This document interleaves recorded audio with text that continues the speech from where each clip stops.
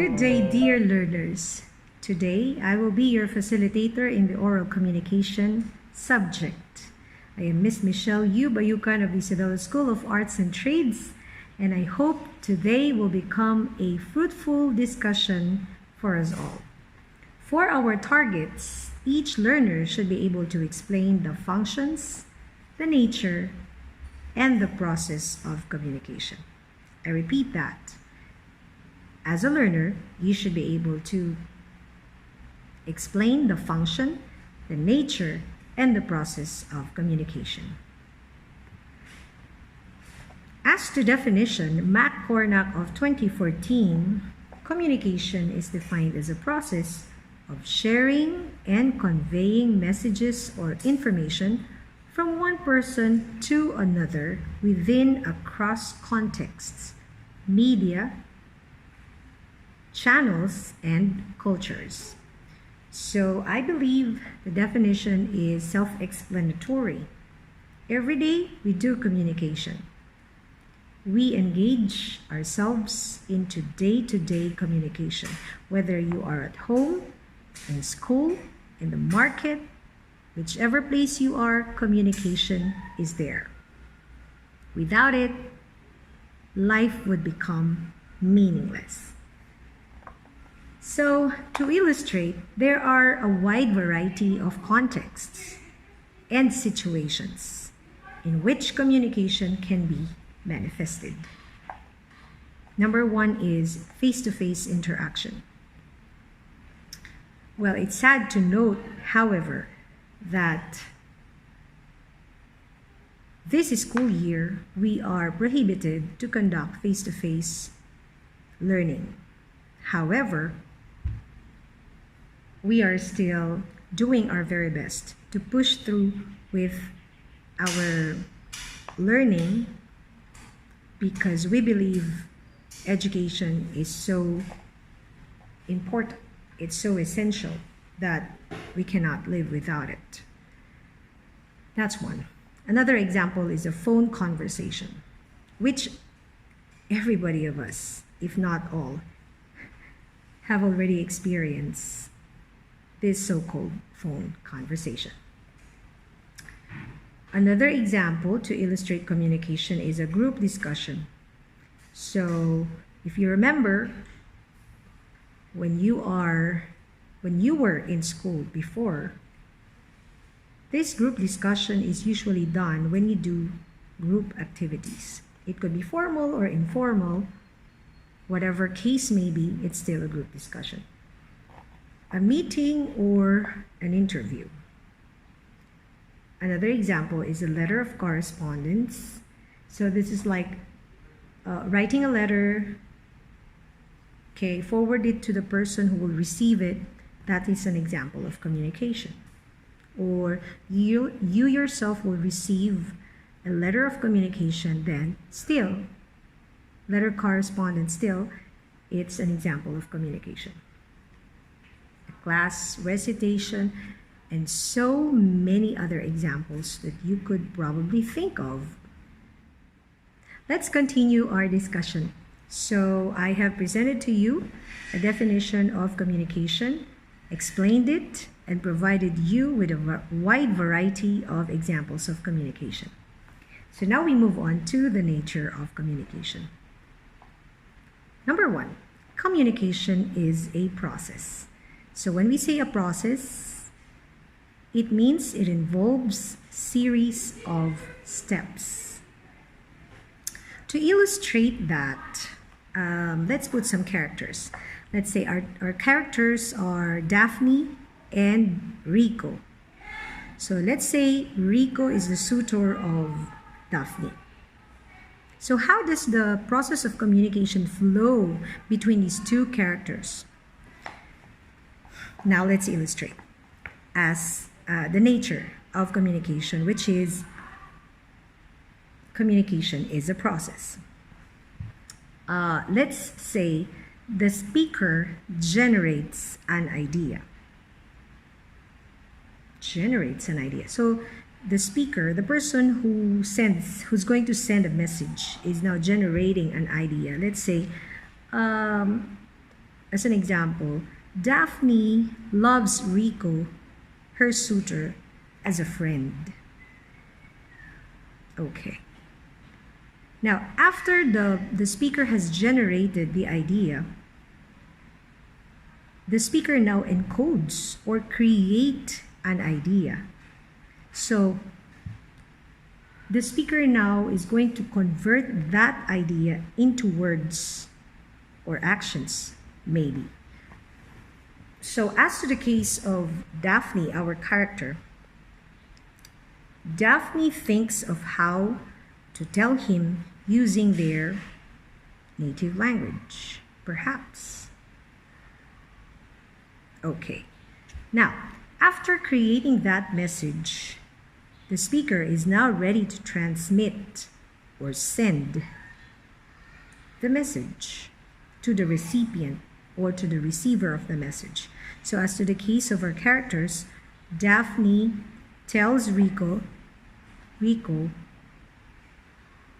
mahal kita bilang kaibigan. Oh. Okay. And then, after having said that to Rico, automatically, narinig na ni Rico yun, diba? So the receiver gets the message. So, Rico has heard what Daphne has already said. After that, the receiver now, who is in the person of Rico, will now start to decode, will now start to interpret. Iintindihin niya na yun. Intindihin niya yung mensahe based from the context. Okay, context, pag sinabi natin context, this is the environment, the situation. So as to the case of Rico, he now tries to analyze what she means or what Daphne meant based on the content and their relationship. Okay, after decoding, after understanding, what could be the result? If Rico loves Daphne as a romantic partner, however, Daphne does not love him the same way, then most likely Rico would be heartbroken. Right? So that's the process of decoding. And so the receiver is now ready to give feedback. So what could be an appropriate, it could be an appropriate or it could not be an appropriate feedback coming from Rico, because he felt devastated, he felt sad, he felt ouched. So he probably frowned and, diba? And wouldn't mind saying anything because he is in pain. And that's how the process as the nature of communication goes. Got it? I hope you did. Now let's move on to the next nature of communication, which is communication occurs between two or more people. I think this is very simple, self-explanatory. So this happens between at least the speaker and the receiver, right? Now let's move on to the third nature of communication, which is communication can be expressed verbally or non-verbally. So yeah, I'm going to explain. What's the difference between, Miss Bayuban, what's the difference between verbal and non-verbal communication? So categorically speaking, when we say verbal communication, it can either be said or can either be spoken or written. So pag sinabi mo o kaya sinulat mo, ang tawag doon ay verbal communication. On the other hand, if you use actions to express your communication, then it is said to be non-verbal communication.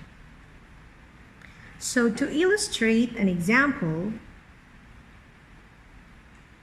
if we go back to the example between Daphne and Rico, when Rico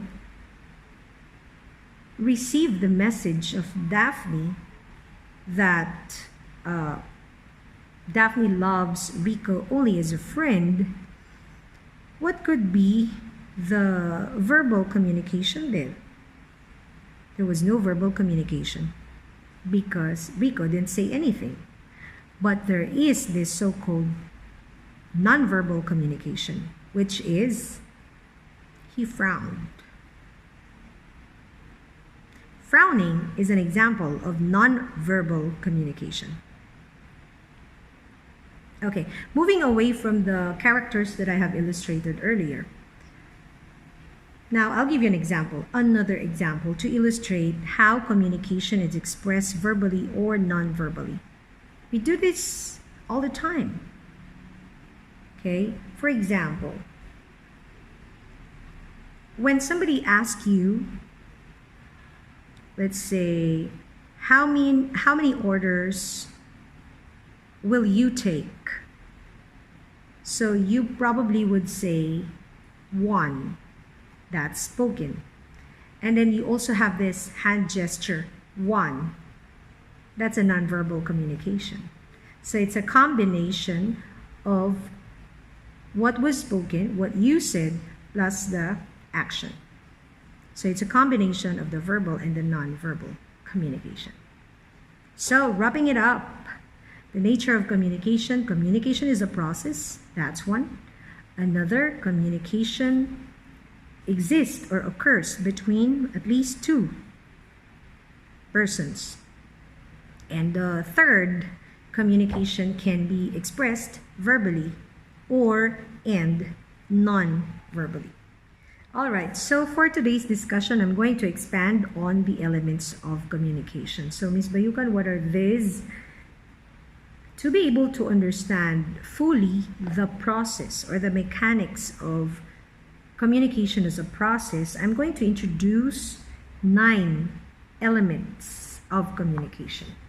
These are so simple, you'll be able to understand it. In fact, if not all, you know already. Okay? Many of this you know already. So let's start off with the speaker. The speaker is the source of information or message.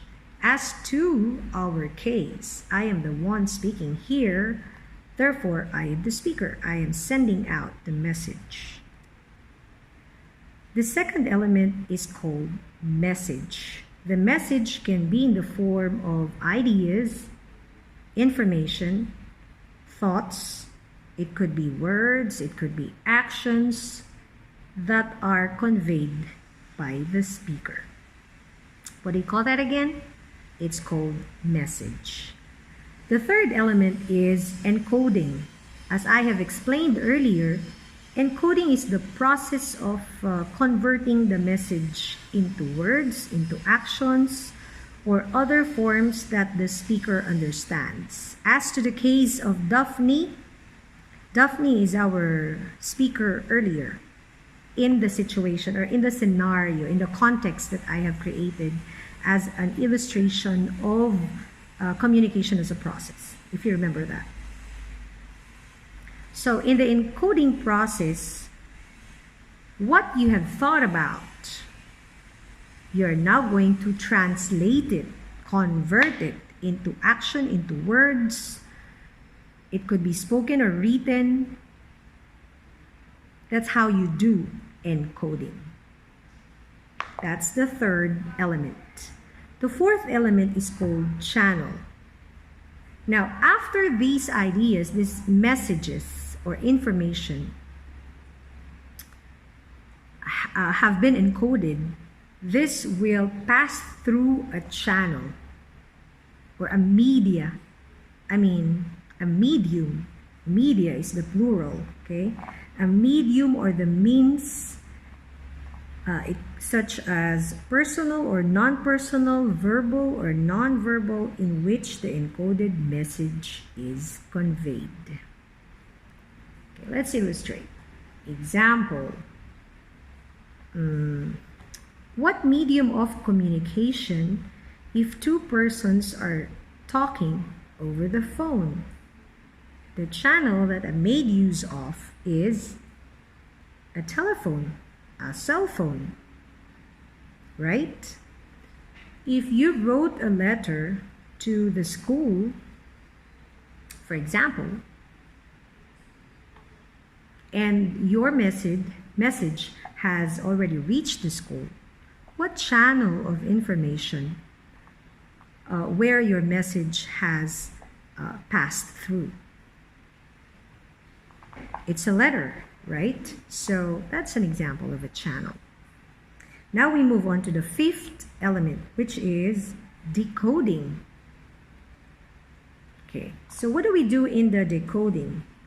Decoding now is a process of interpreting the message of the speaker. As to the case of the example I have illustrated earlier, whose work is the decoding process? It's the work of Rico. Remember? Rico decoded the message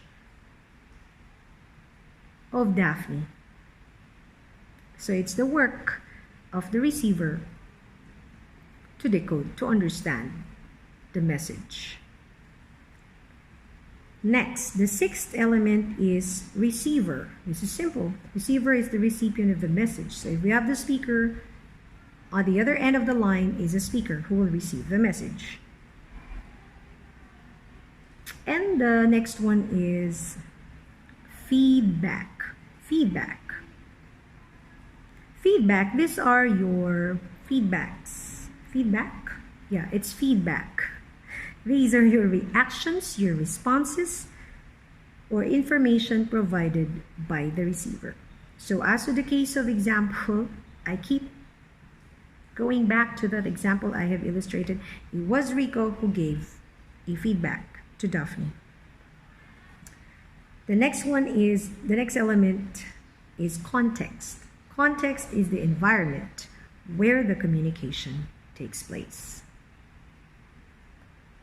So as to the environment where we conduct this teaching, learning, communication process, what's the environment? What's the context? In our case, because I'm in school, it's a school, right? If you are here, if we're still having the face-to-face conversation, the context is in school. But what if you are at home? Let's say you're conversing with your parents. So what's the context? It's home. If you go to the church, attend mass, congregation, you pray, what's the context? It's church. That's the environment where the communication takes place. It's simple, right? And the last one is never ever forget about the last element, which is barrier. Barrier, these are the factors that affect the flow of communication.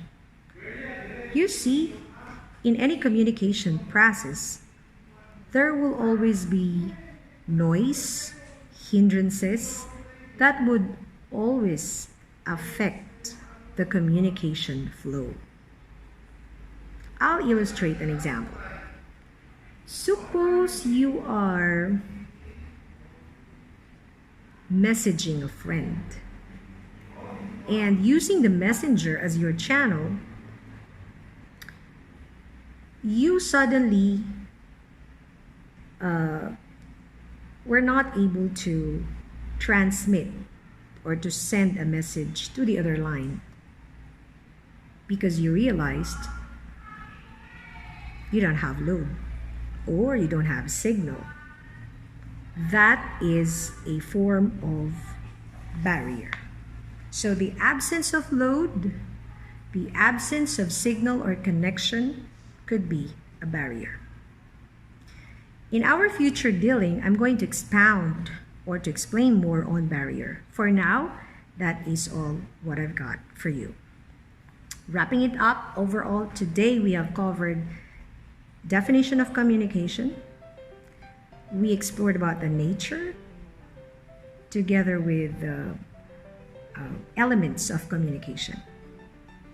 I have provided you ample examples, I believe, and I think you were able to have a clear grasp of our discussions. Always remember that clear communication is very important. Remember, we cannot get away of communication. Communication is part of our lives. It's like our shadow. Wherever we go, communication is with us. And not being able to understand the nature of communication, the process of how it flows, it will result to the so-called communication breakdown.